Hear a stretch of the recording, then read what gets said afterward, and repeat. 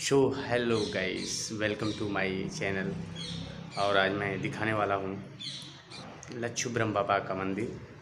और बहुत ही पहले से ज़्यादा अच्छा बन चुका है और आप लोग देखेंगे, दर्शन करेंगे घर बैठे। तो चलते हैं, दिखाते हैं और बाबा का दर्शन कराते हैं। तो चलते हैं वीडियो की तरफ।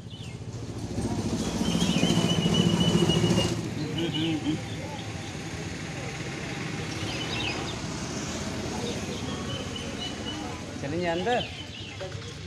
मना क्या ना।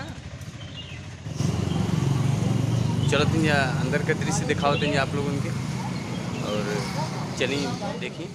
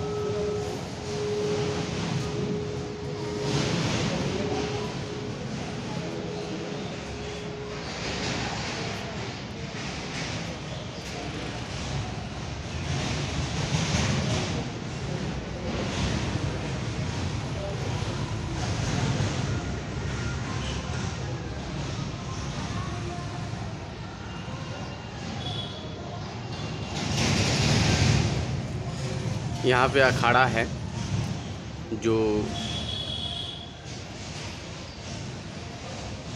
हर दीपावली के भैया दूज के दिन यहाँ पे अखाड़ा में दंगल होता है। बहुत दूर दूर से लोग आते हैं और यहाँ पे अपना जलवा दिखा कर जाते हैं। पहले से बहुत ज़्यादा